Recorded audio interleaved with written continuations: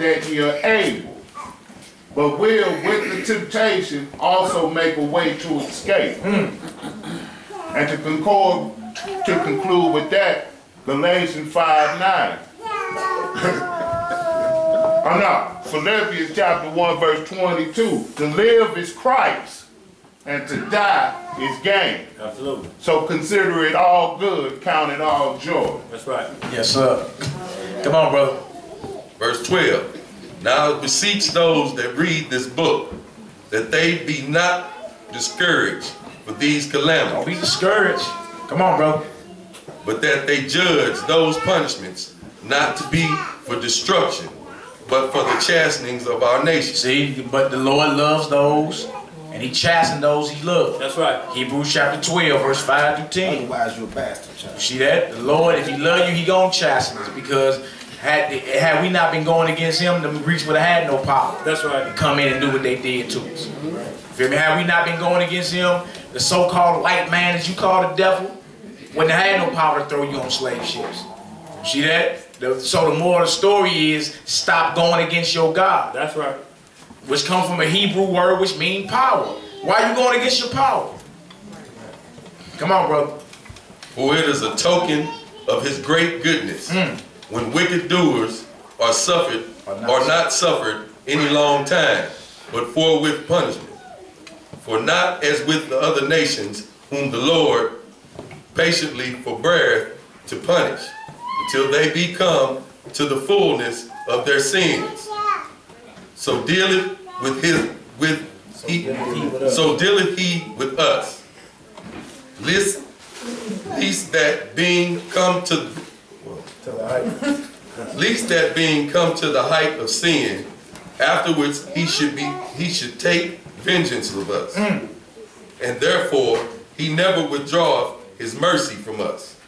And though he punish with adversities, yet doth he never forsake his people. Though he punished with adversity, he never forsakes his people. It's for a chastening of our nation, it's for our embetterment. That's right. All right, come on, brother. But let this that we have spoken for a warning unto us, before a warning to us. And now we will come to the declaring of this matter in few words. Eleazar, one of the principal scribes, an aged man, and of well-favored countenance, was constrained to open his mouth and to eat swine's flesh. Try to force this brother to eat swine. That's right. Which you so love to eat today. See, you had to almost kill some of our people because they wouldn't even eat it. Because why? It's a filthy animal. It's an abomination according to God. Old and New Testament.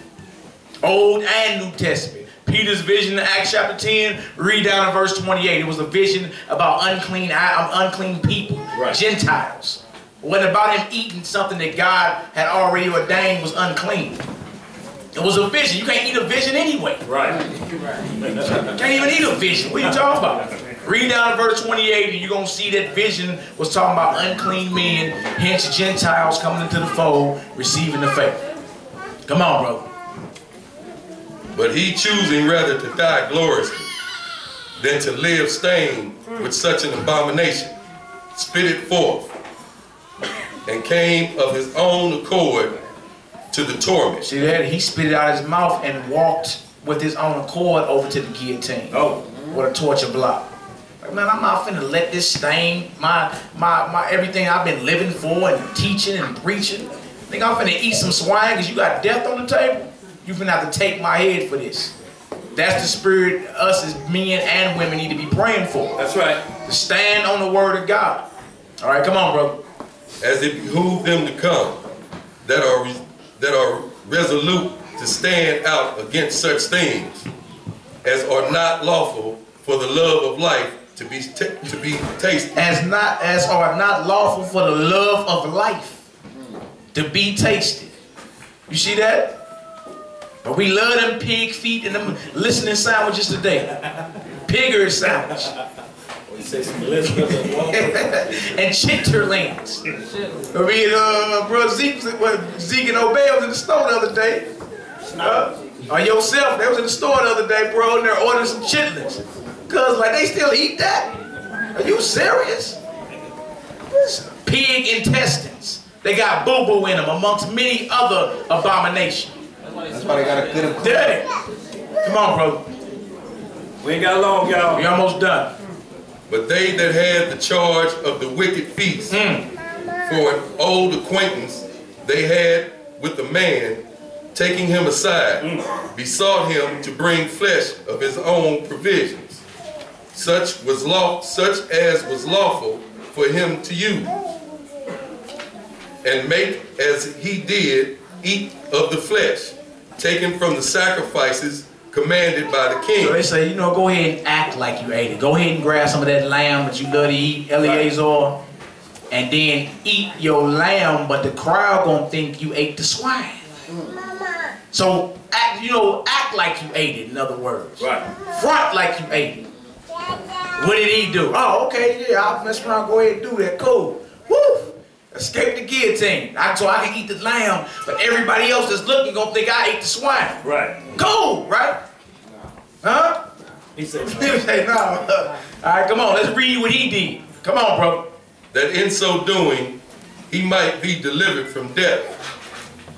And for the old friendship with them had favor. You know, they was cool with him and everything. Cool with him, you know, you all good, you eat your meat, but they gonna think you ate the swine, and then it's all good. But remember, even Paul in his letters, he always talk about for conscience sake. If this make my brother to offend, I won't do it as long as the world stands. That's right. So what other people see you doing and observe you doing does matter. Right? Because that can cause them to stumble at the word of God. That's right. So he could have been like, okay, I can eat the lawful meat, but then everybody looking would have been like, he just sold out and did that. That's the elder right there, man. I learned so much from the brother. It's okay to eat that and worship Zeus, and then the whole nation would have went off. That's right. So he refused to even act like he ate it. Come on, brother. But he began to consider discreetly, and as became his age, and the excellence of his ancient years, and the honor of his gray head, whereunto he was come, and his hope and his most honest education from a child, or rather the holy law made and given by God. True education. The holy law made and given by God. That's right. Come on, brother.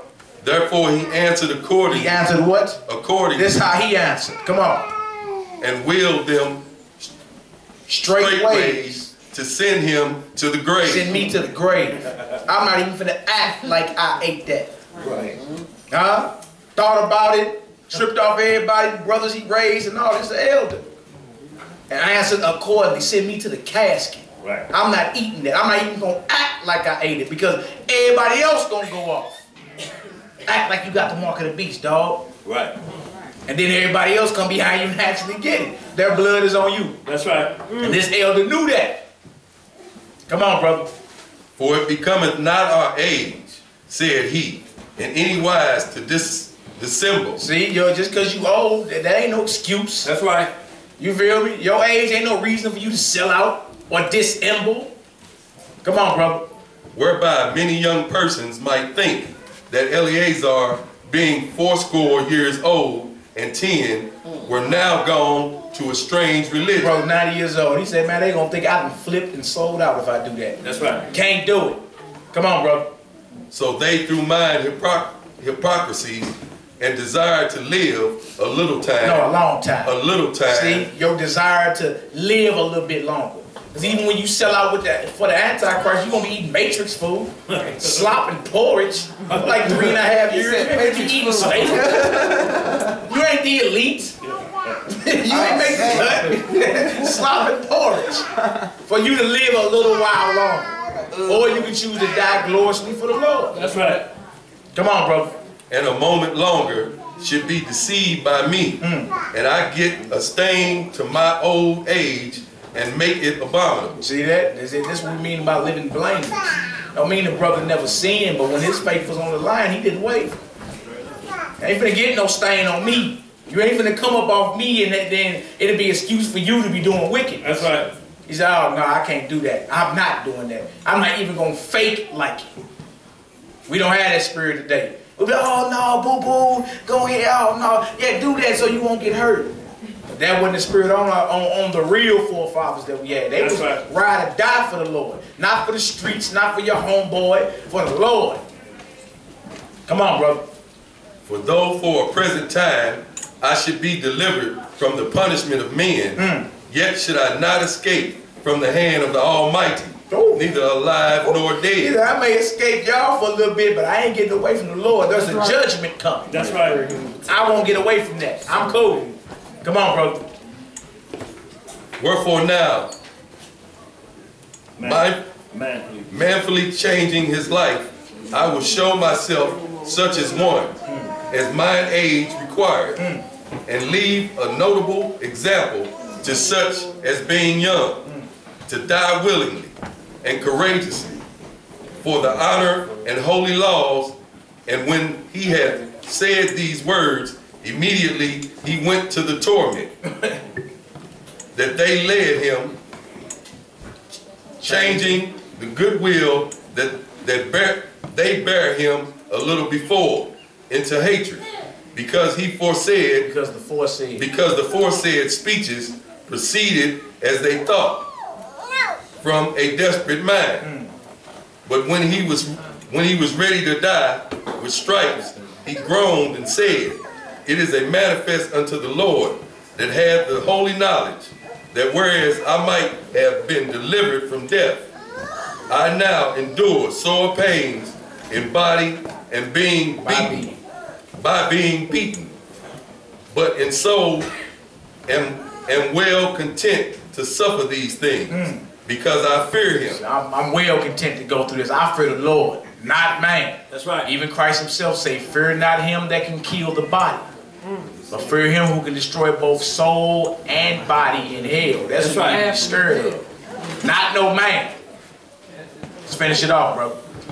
And thus this man died, leaving his death for an example of noble courage, and a memorable and a memorial of virtual, not only unto young men, but unto all his nation. Yeah, but then when y'all get a chance, y'all read that chapter 7. Another excellent story about a woman and her 7 sons, and how they stood up against